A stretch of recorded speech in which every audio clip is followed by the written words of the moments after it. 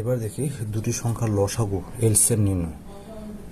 তো আগেই বলে রাখি, লসাগু গসাগু এগুলো কিন্তু তোমাদেরকে প্র্যাকটিস করতে হবে বারবার। আমি তোমাদেরকে বুঝিয়ে দিচ্ছি, কিন্তু তোমরা যদি প্র্যাকটিস না করো তাহলে কিন্তু কদিন পরে আবার কঠিন লাগবে। তো দেখো, দুটো সংখ্যার লসাগু নির্ণয় করি। তো লসাগু দেখো 4 আর 6, দুটো সংখ্যার লসাগু। এই দুটো সংখ্যার লসাগু কত হবে? তুমি করো তো, কত লসাগু হবে? এটা কিন্তু 12 হবে, তাই না? তাহলে 12 এমন একটা সংখ্যা যেটা দিয়ে এটাকেও ভাগ যাবে, এই যে এটা দিয়ে, এটাকে দিয়ে যে 6 ভাগ করি তাও হবে, এটা দিয়ে ভাগ করি তাও হবে, মানে ভাগশেষ 0 হবে, তাই না? ভাগশেষ 0 হবে, ভাগ যাবে, ভাগশেষ 0 হবে। তো তাহলে দেখি দুটো সংখ্যা, তাহলে আমরা দুটো সংখ্যা নাম্বার 1 নাম্বার 2 n1 n2 লিখছি। আর কে একটা, চলো কেটা বুঝতে পারবে এখনই।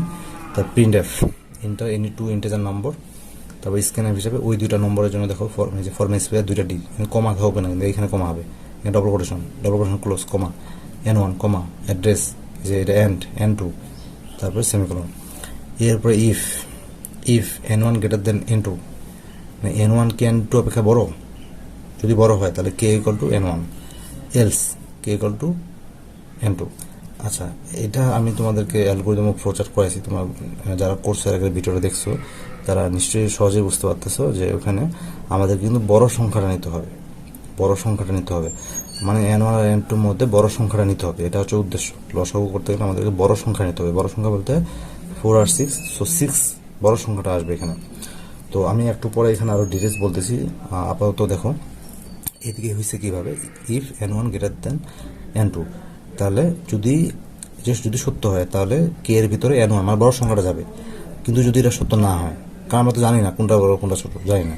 তাই যদি এখন n1 n2 এটা যদি বড়, এটা দিয়ে তো তাই বোঝায় যে n1 greater than n2, n1টা n2 অপেক্ষা বড়। যদি সত্য না হয় তার মানে কি n2 বড়, তার কে গেলো n2, তার মানে যেটাই নাও কে এর মধ্যে কিন্তু বড় সংখ্যাটা ঢুকলো, এই জন্য কে প্রথমে নেওয়া হয়েছে।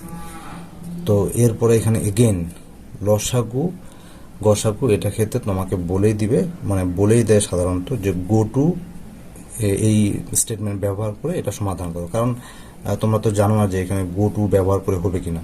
আর গো টু এর স্ট্রাকচার হচ্ছে এখানে এগেন হবে আর এখানে গো টু হবে। অনেক জায়গায় দেখবে যেখানে লুপ আছে, লুপ, তাহলে গো টু লুপ, একই কথা, এটা বিষয় না। তাহলে এগেন গো টু এগেন। তো এখানে তাহলে হবে, এখানে কন্ডিশনটা হবে ইফ কে পার্সেন্ট n1, মানে কে এর মধ্যে দেখো বড় সংখ্যাটা, যেমন 4 আর 6 এর মধ্যে বড় সংখ্যাগুলো, এই যে 6, তাহলে 6 এর মধ্যে n1 কি, n1 তো 4 ছিল, n1 এই যে আমরা এখানে ডিক্লেয়ার করতেছি n1 equal 4, n2 equal to 6, কিন্তু কে এর মধ্যে কিন্তু বড় সংখ্যা, তাহলে বড় সংখ্যাটাকে n1 4 দিয়ে ভাগ করলে দেখবো যে ভাগশেষ 0 হয় কিনা, হবে না। এবং কে পার্সেন্ট n2, মানে বড় সংখ্যাটাকে আবার বড় সংখ্যা 6কে 6 দিয়ে ভাগ, তাহলে ভাগশেষ 0 হয় কিনা, হচ্ছে না।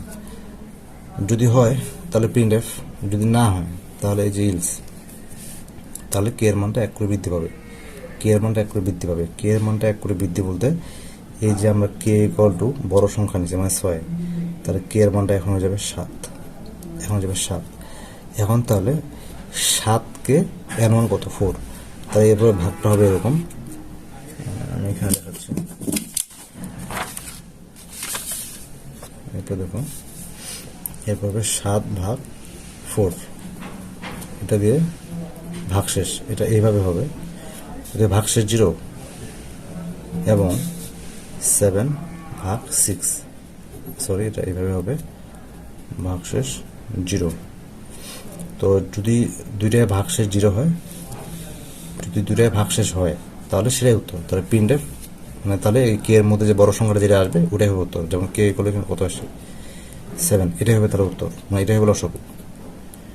কিন্তু এই দুইটা দিয়ে আমরা দেখি যে এই দুটো ভাগশেষ 0 হবে না, তাহলে এখানে আবার তখন কে এর মানটা বৃদ্ধি পাবে। কে কিন্তু প্রথমে দেখো কে পার্সেন্ট n1, তাহলে কে এর মানটা আবার বৃদ্ধি পাবে 8কে এবার 4 দিয়ে ভাগশেষ 0 হয় কিনা সেটা দেখবো। এখানে n চিহ্ন, আবার এখানে কত 8 ভাগ 6 0, তাহলে এটা দিয়ে যাচ্ছে, এটা কিন্তু ভাগশেষ 0 হয়, কিন্তু 8কে 6 দিয়ে ভাগ করলে ভাগশেষ 0 হয় না।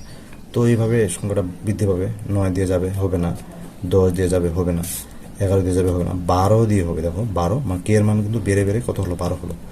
তো 12কে যদি আমরা এইভাবে হবে, 12কে যদি 4 দিয়ে ভাগ করি তাহলে কিন্তু ভাগশেষ 0, 3 4 12, তাহলে ভাগশেষ 0।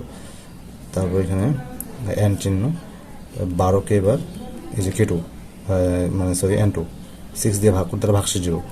এইবার দেখো দুইটা দিয়ে কিন্তু ভাগ গেল, যেটা বলতেছিলাম এখানে যে এটা এমন একটা সংখ্যা, দুইটা সংখ্যা দিয়ে ভাগ যাবে। তাহলে এই যে K এর মানটা 12 হলো, এবং যার কারণে কিন্তু দুইটা সংখ্যায় ভাগ গেল, তাহলে K এর মানটাই হবে উত্তর। তাহলে প্রিন্ট হিসাবে K এর যে ভ্যালু 12 হলো ওইটাই হবে উত্তর।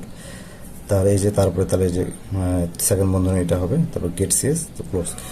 তারপর এখানে দেখো এখানে একটা এই যে ক্লোজ, তারপরে এখানে এই যে এখানে একটা এই দুইটা তাহলে জোড় সংখ্যা হবে। আশা করি তারা বুঝতে পেরেছো।